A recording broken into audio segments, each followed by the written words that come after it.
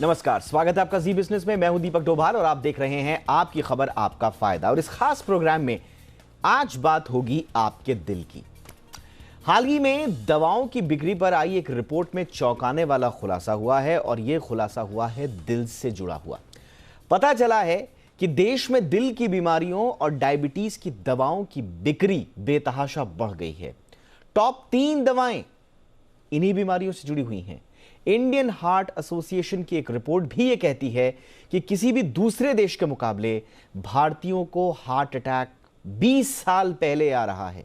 यानी कि जो जवान भारतीय हैं उन्हें हार्ट अटैक्स ज्यादा आ रहे हैं और भारतीय तेजी से मोटापे और डायबिटीज के शिकार हो रहे हैं। ऐसे में सवाल यह होता है कि ऐसा क्यों हो रहा है? क्यों देश का युवा इन दिनों दिल की बीमारियों का शिकार हो रहा है, उनकी जकड़ में आ रहा है? आज इसी पर खास मेहमानों के साथ चर्चा करेंगे। सबसे पहले यह खास रिपोर्ट देखिए, समझिए देश में दिल का हाल क्या है। लौटते हैं मेहमानों के साथ।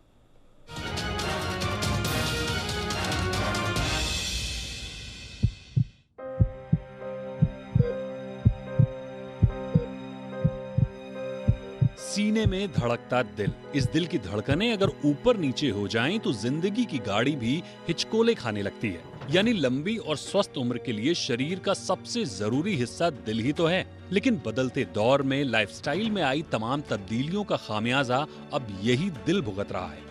आलम यह है कि दिल की बीमारियां हर दशक चिंताजनक तौर पर बढ़ रही हैं। पिछले 3 दशकों में दिल की बीमारी के मामले बढ़े हैं। इस बात की तस्दीक करती है दिल से जुड़ी दवाओं की ज्यादा बिक्री। 1991 तक ये दवाएं टॉप 5 में भी नहीं आती थी, लेकिन आज 2021 में बिक्री के मामले में ये पहले पायदान पर हैं।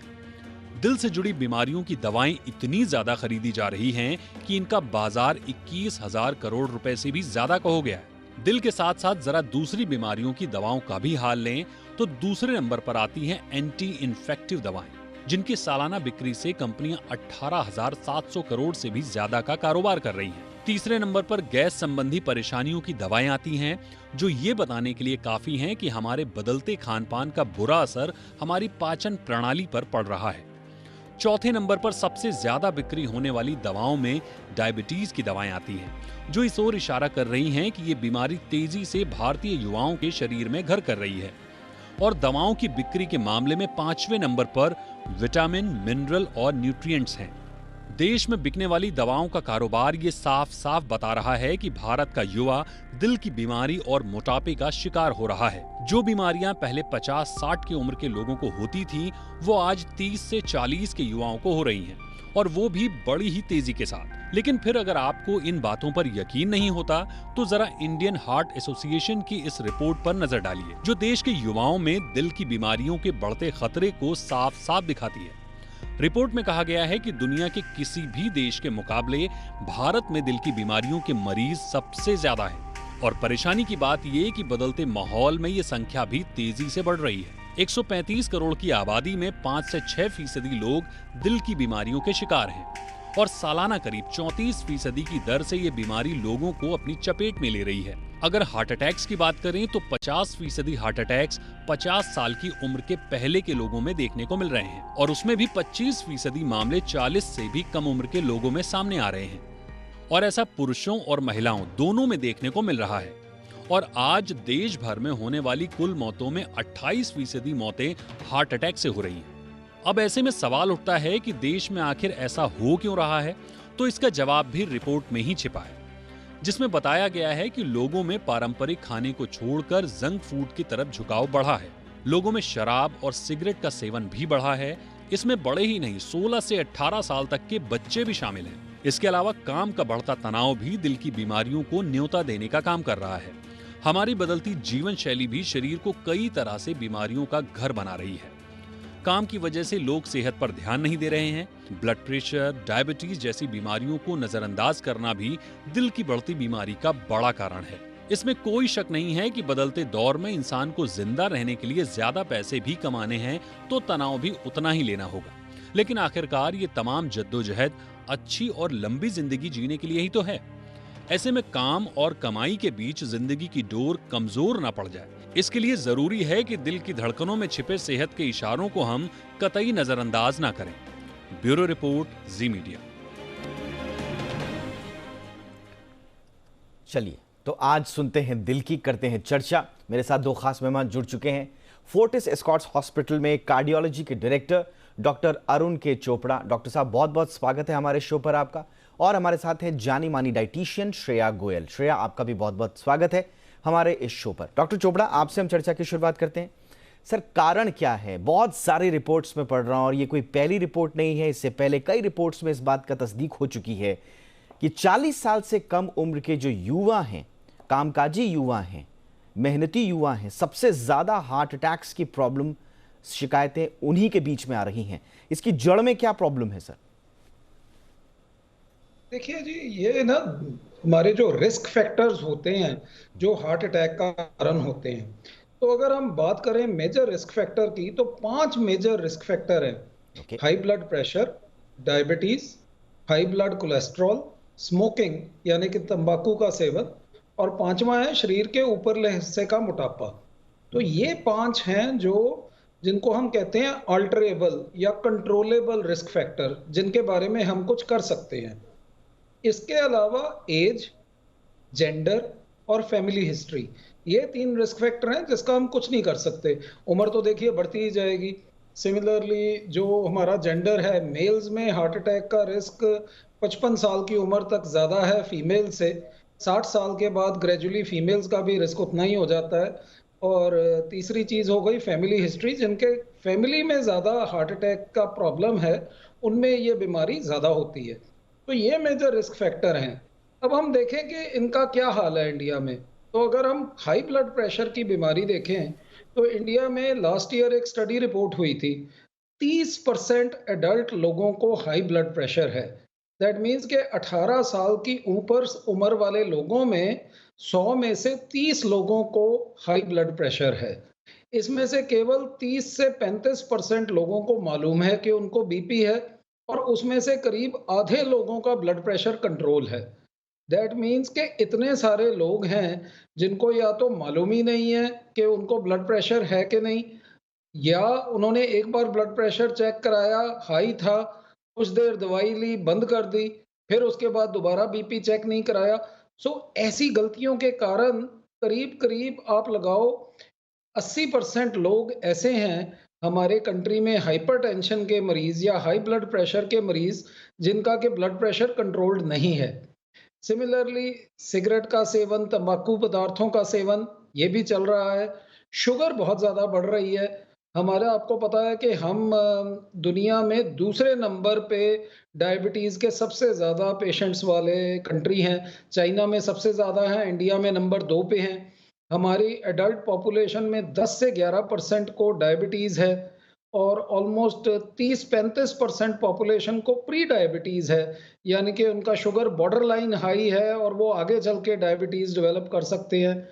हाई ब्लड कोलेस्ट्रॉल, ये भी काफ़ी कॉमन है, और इसकी दवाई इर्रेगुलर ली जाती है, क्योंकि आमतौर पे जो इफ़ेक्टिव दवाइयाँ हैं वो कुछ महंगी होती हैं। तो इस तरह ये आप देखिए कि रिस्क फैक्टर बहुत ज़्यादा है। एंड फाइनली आ गया शरीर के ऊपरले हिस्से का मोटापा। बिल्कुल सो बिल्कुल, यानी कि आप रिस्क फैक्टर आपने जो गिनाए हैं और उसके पीछे जो कारण मुझे समझ में आ रहा है वो है इग्नोरेंस। आप या तो अपना समय पर चेकअप नहीं कराते हैं, अपने शरीर में होने वाली जो तब्दीलियां हैं उन पर आप गौर नहीं करते, उन्हें सीरियसली नहीं लेते हैं, और फिर बात जब जान पर भारी होने तक स्थिति आ जाती है तब जाकर आदमी चेतता है, लेकिन तब तक कई मामलों में बहुत देर हो चुकी होती है। मैं इस पर आगे भी आपसे चर्चा करूंगा सर।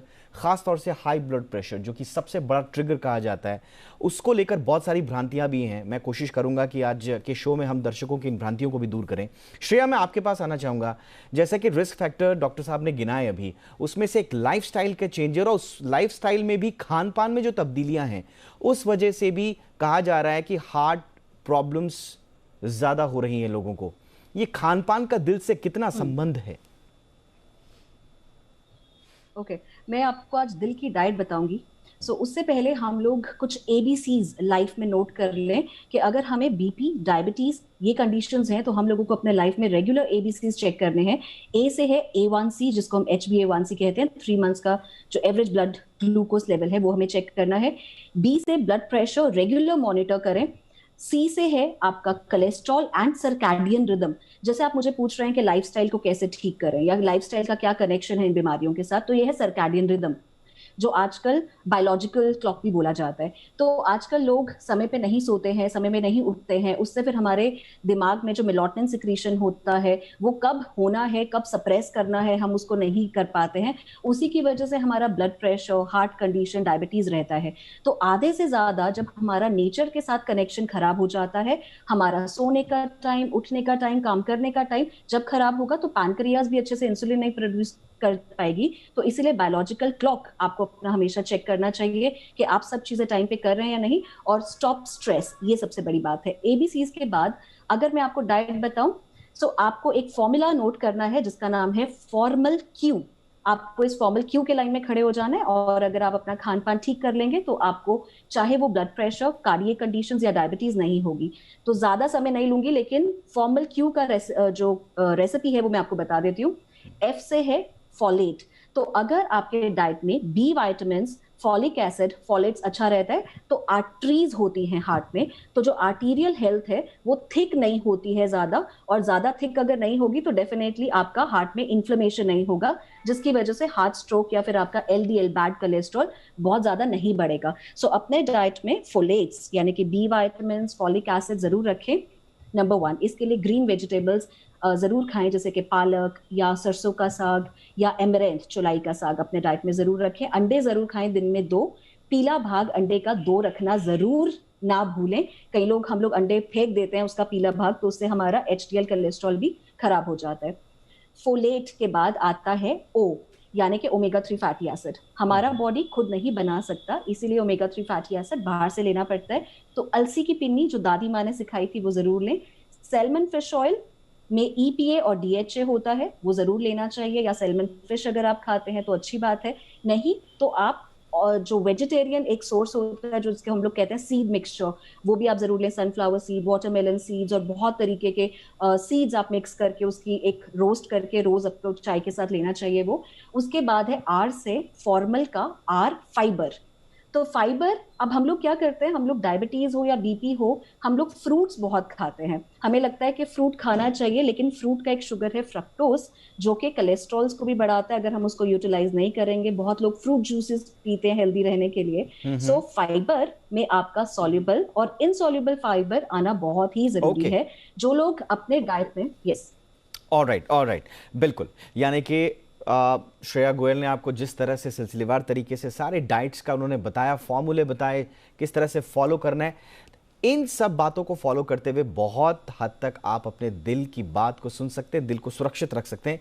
लेकिन मैं डॉक्टर चोपड़ा अब आपके पास आना चाहूँगा, क्या कुछ इशारे होते हैं डॉक्टर साहब जो दिल हमें देता है, हम उन्हें समझ नहीं पाते या इग्नोर करते हैं? जैसे लेफ्ट साइड पेन को कहा जाता है कि लेफ्ट साइड पेन को कभी इग्नोर मत कीजिए, लेकिन अक्सर ये देखा जाता है कि लेफ्ट साइड पेन को या किसी भी तरह के पेन को मसल से जोड़ दिया जाता है। मस्कुलर पेन है, स्ट्रेस हो गया, फटीग हो गया, इस वजह से पेन हो रहा है। इसी तरह से हाई ब्लड प्रेशर है, कई बार रैंडमली चेक करते हैं तो हाई आता है, लेकिन सोचते हैं कि नहीं शायद हमने काम का तनाव ज़्यादा ले लिया, तो उसको ज़्यादा सीरियसली नहीं। कितना सीरियसली हमें पेन या पसीना आना या फिर शरीर में जो चेंजेस आ रहे हैं, उन इशारों को कैसे आप समझाएंगे? कौन से वो इशारे हैं जिन्हें हमें लाइटली बिल्कुल नहीं लेना है?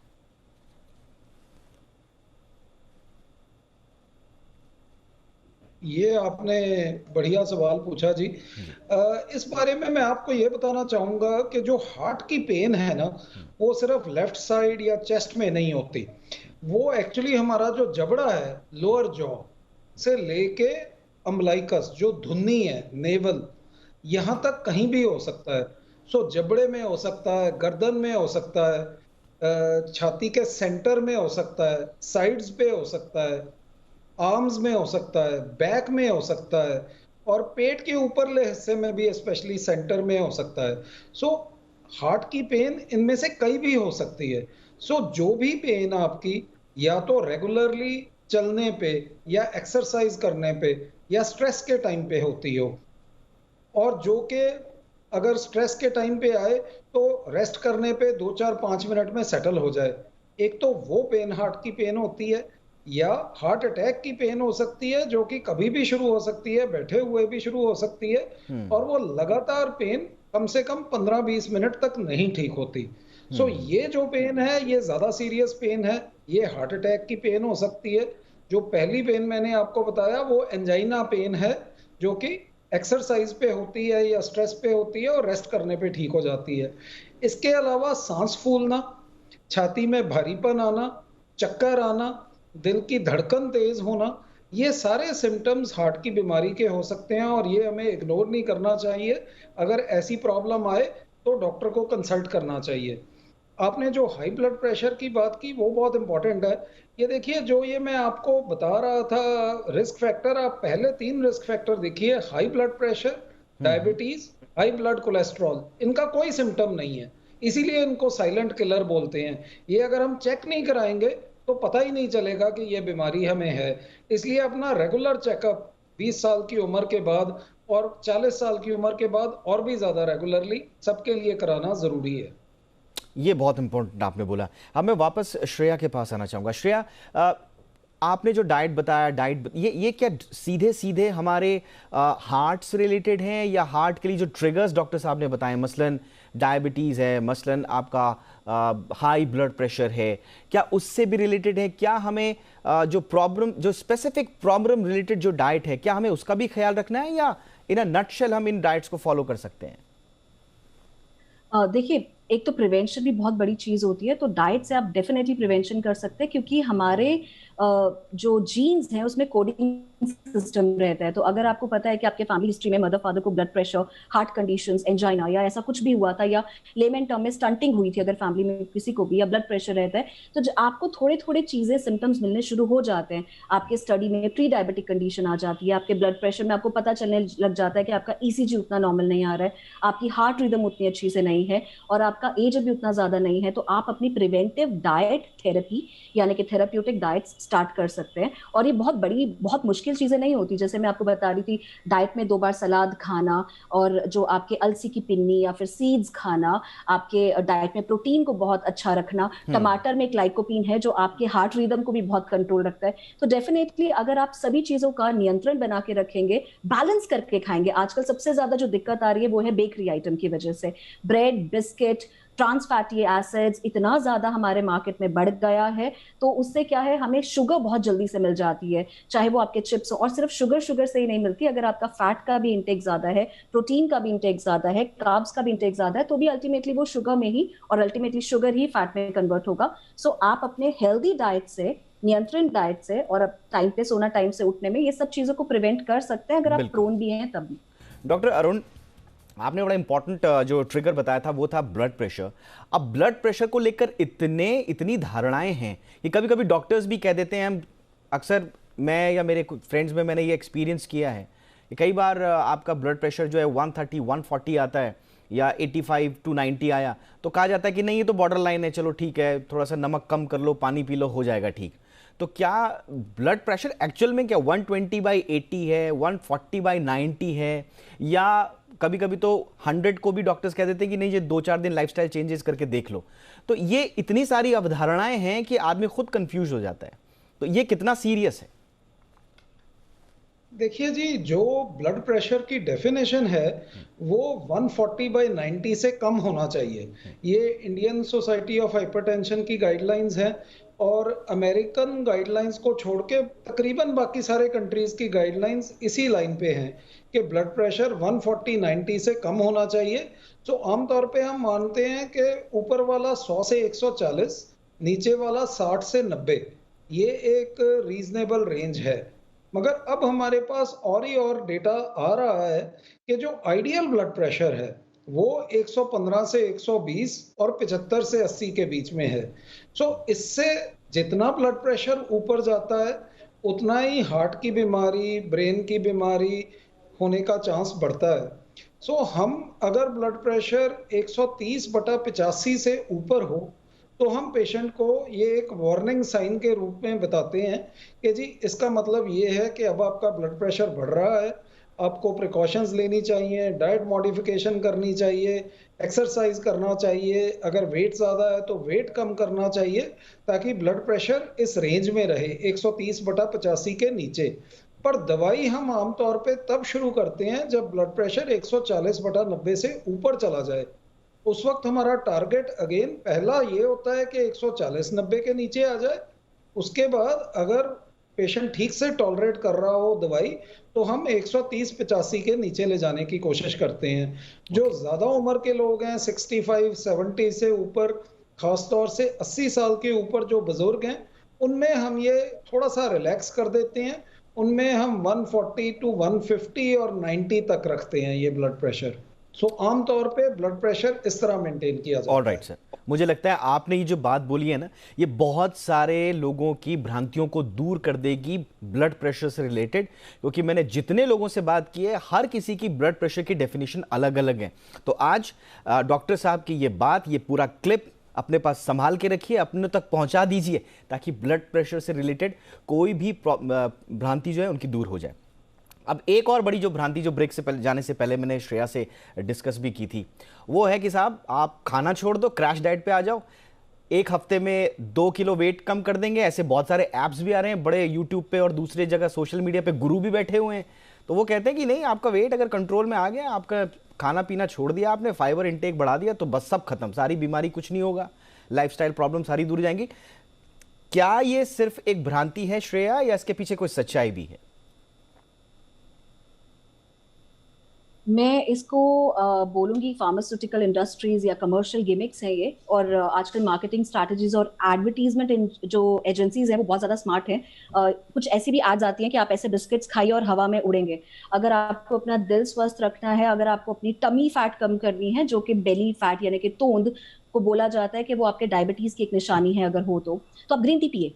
तो ग्रीन टी, अगर आप खून पतला करने की दवाई खा रहे हैं जिसका डोज ज्यादा है, और उसके अलावा ग्रीन टी अगर आप अनीमिक हैं, अगर आप तब पिएंगे तो भी आपको बहुत सारी बीमारियां और हो सकती है और साइड इफेक्ट्स हो सकते हैं। सो डेफिनेटली ये जो फैट डाइट्स हैं, या फिर जो आप जैसे बोल रहे हैं सोशल मीडिया पे गुरुज हैं, या कुछ एडवर्टीजमेंट एजेंसीज है, या फिर आपके ये फार्मास्यूटिकल कंपनीज हैं, इन्होंने बहुत सारी चीजें फैलाई हुई हैं मार्केट में। इतने प्रोटीन सप्लीमेंट्स हैं, इतने फैट बर्नर्स हैं, और क्या कुछ मार्केट में नहीं है जो और भी बीमार लोगों को और खराब कर रहा है। और आजकल के लोग डाइटिशियन को डाइट जी हाँ, मुझे लगता है कनेक्शन में थोड़ा सा श्रेया के साथ प्रॉब्लम आई है, वापस ठीक करते हैं। और एक और सवाल के साथ में डॉक्टर चोपड़ा के पास जाना चाहूंगा। डॉक्टर चोपड़ा, अब एक हमने युवाओं की बात हमने की, अब एक और जो अवधारणा है या भ्रांति है वो ये है कि साहब लड़कों को हार्ट अटैक के ज़्यादा चांसेस होते हैं, और लड़कियों को तो अगर थोड़ा तनाव भी हो गया, लाइफस्टाइल चेंजेस भी हो गए, थोड़ा सा स्ट्रेस भी है, तो कोई दिक्कत नहीं, वो जेंडर जो वाला जो एक थोड़ा सा एक पैरामीटर्स हैं उसमें तोलने की लोग कोशिश करते हैं। क्या 40 से कम उम्र की महिलाएं या युवतियां या कामकाजी औरतें, क्या ये भी उतनी ही संवेदनशील है हार्ट अटैक्स के लिए जितने पुरुष होते हैं? ये अगेन आपने बहुत इंपॉर्टेंट सवाल पूछा। इस मामले में जवाब काफी क्लियर है कि 45 साल की उम्र तक तो क्लियरली जो पुरुष हैं उनका रिस्क कहीं ज्यादा है फीमेल से। इसको एक्सेप्शन सिर्फ 2 हैं। अगर डायबिटीज हो, या अगर एक बीमारी हो जिसको बोलते हैं फेमिलियल हाइपर कोलेस्ट्रोलीमिया, यानी कि जिन लोगों के फैमिलीज में हाई ब्लड कोलेस्ट्रॉल की रिस्क है, ये 2 बीमारियां वाली लेडीज हैं जिनको 45 साल से पहले हार्ट अटैक की बीमारी हो जाती है। अदरवाइज आम तौर पे 45 साल से पहले लेडीज को बहुत कम होती है हार्ट अटैक की बीमारी, जबकि मर्दों को वेल नोन है, काफी कॉमन है। 45 से 55 साल के बीच में लेडीज में रिस्क बढ़ता जाता है हार्ट अटैक का, और 60-65 साल की उम्र में आदमियों और औरतों में हार्ट अटैक का रिस्क करीब करीब बराबर हो जाता है। तो इस तरह चलती है ये। ऑलराइट श्रेया, अगर आप हमारे साथ जुड़ी हुई है तो एक आखिरी सवाल, ट्रांस फैट की आपने लगातार बात की, बार बार ये कहा जाता है कि सरकार ट्रांस फैट को लेकर बहुत सारे रिसर्चेस हुए हैं, बहुत सारी इस पर कॉन्ट्रोवर्सीज हुई हैं।